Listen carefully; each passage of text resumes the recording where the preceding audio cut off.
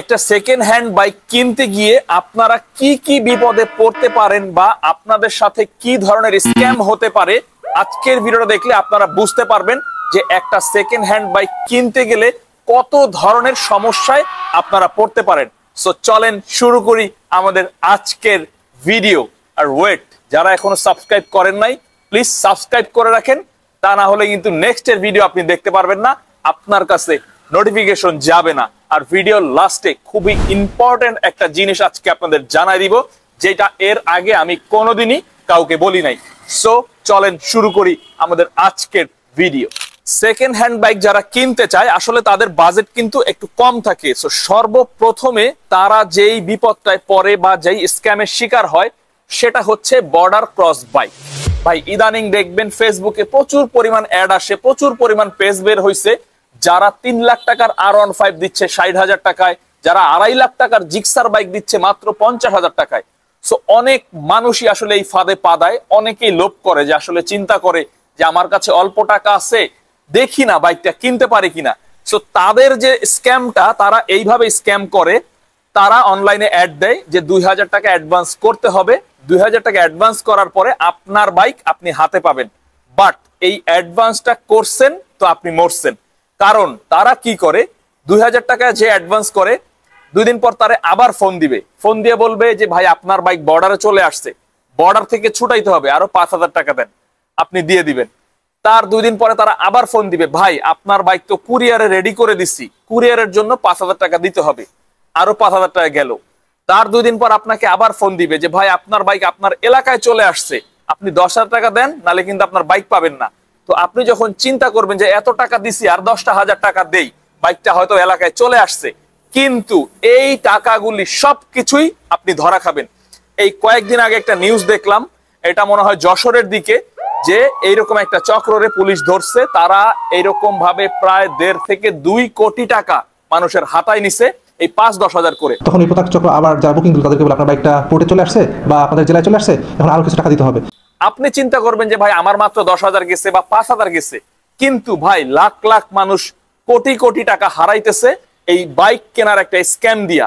So যারা একটা second hand bike কিনতে চাচ্ছেন একটু কম দামের ভিতরে, ভাই কখনোই এই স্ক্যামে পা দিয়েন না, তাহলে কিন্তু আপনার সবকিছু শেষ, বাইকও পাবেন না, টাকাও পাবেন না। সো সেকেন্ড হ্যান্ড বাইক বা একটু কম দামে বাইক কেনার সময় অবশ্যই এই জিনিসটা মাথায় রাখবেন। একটা সেকেন্ড হ্যান্ড বাইক কিনতে গেলে মানুষ আর একটা স্ক্যামে পড়ে, সেটা হচ্ছে বাইকের মিটার ট্যাম্পারিং। সাধারণত অনেকেই এই কাজটা করে, অনেক ব্যবসায়ী করে, অনেক পার্সোনাল ইউজারও এখন করে, যে তার গাড়ি চলা ছিল 20,000 30,000, সে মিটারে বানায় রাখে 10,000। সো একটা মানুষের কষ্টের টাকা, একটা বাইক হচ্ছে তার স্বপ্ন, সো সে যখন নতুন কিনতে পারে না তখনই কিন্তু আপনারা যান একটা সেকেন্ড হ্যান্ড বাইক কিনতে।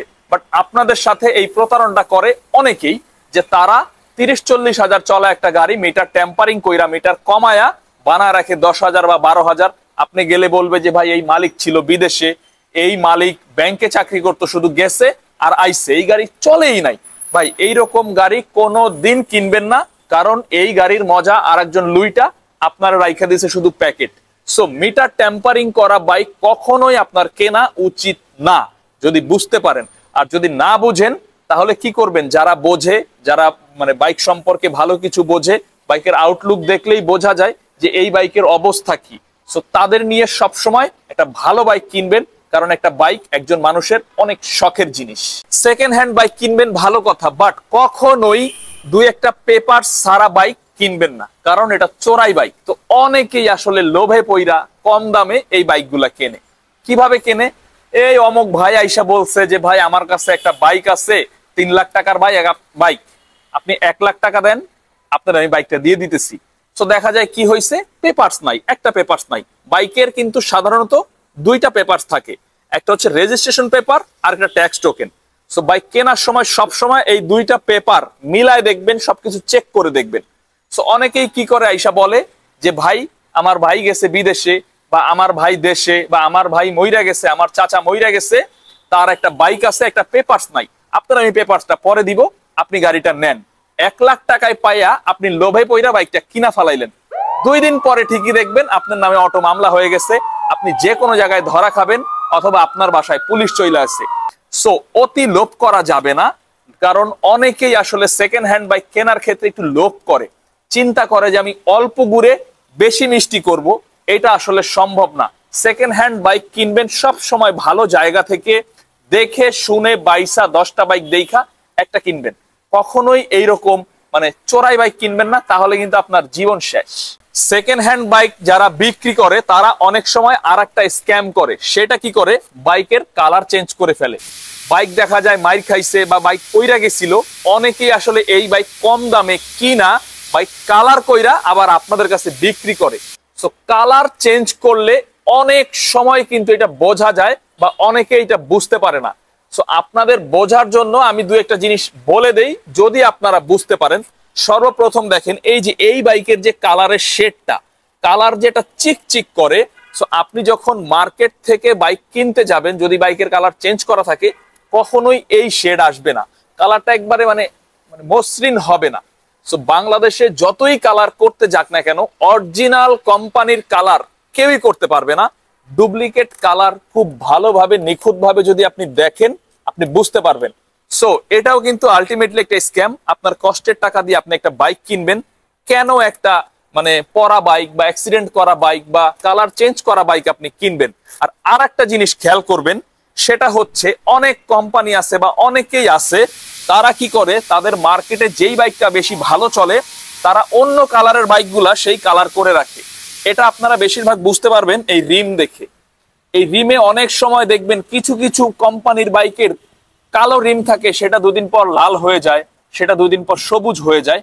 এটাও আসলে অনেকেই করে।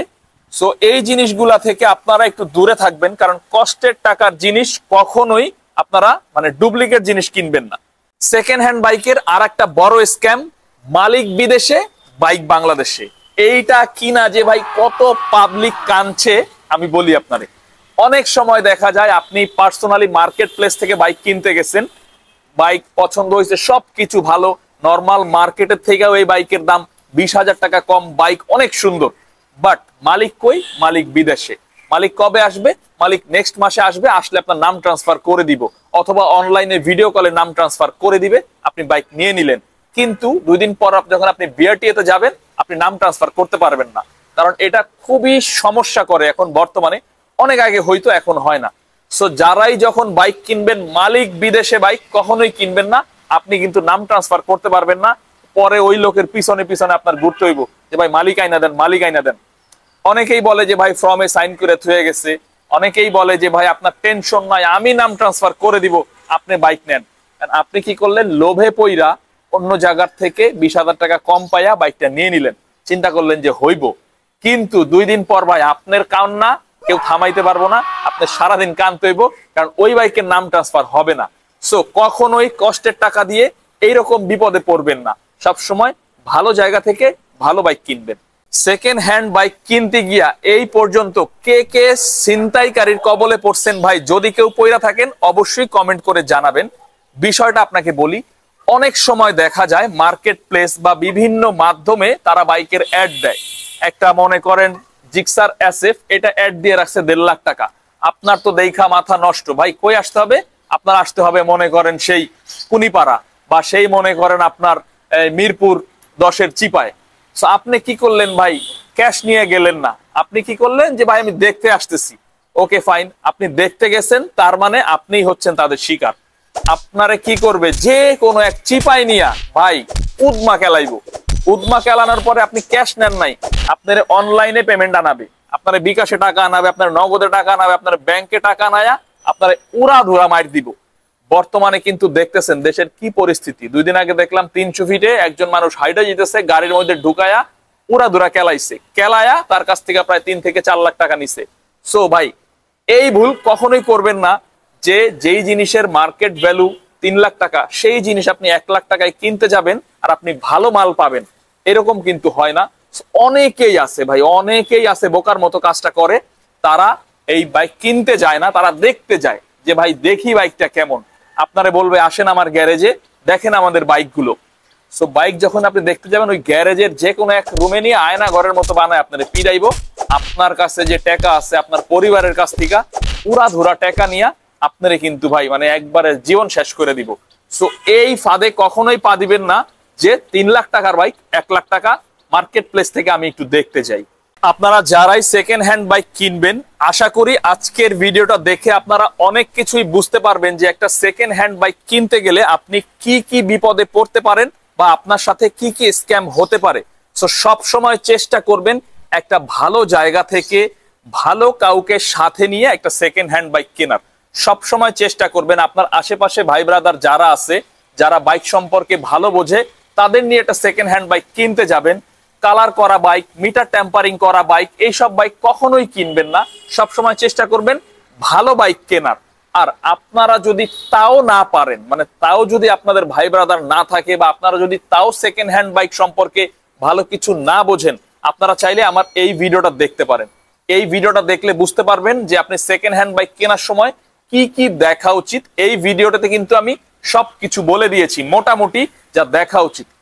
তারপরেও যদি আপনি না পারেন যে ভাই আমি তারপরে বুঝতেছি না কই থেকে কিনবো, কিভাবে কিনবো, আমি তো ভাই এত কিছু বুঝি না, ভাই তাও যদি না পারেন আপনারা এই নাম্বারে কল দিয়েন, আমি আপনাদের হেল্প করব। গত সপ্তাহে দেখা গেছে আমার 3-4 জন সাবস্ক্রাইবারকে কিন্তু আমি একটা বাইক কিনে দিয়েছি ভালো একটা জায়গা থেকে, সুন্দর তাদের বাজেটের মধ্যে একটা ফ্রেশ বাইক কিনে দিয়েছিলাম। সো আপনারা যদি এত কিছু দেখার পরে না পারেন আমাকে কল দিয়েন, আমি আপনাদের শেষ ভরসা, আমি আসি, আমি চেষ্টা করব আপনাদের একটা ভালো বাইক কিনে দেওয়ার, সেটা যে কোনো জায়গা থেকেই হোক না কেন।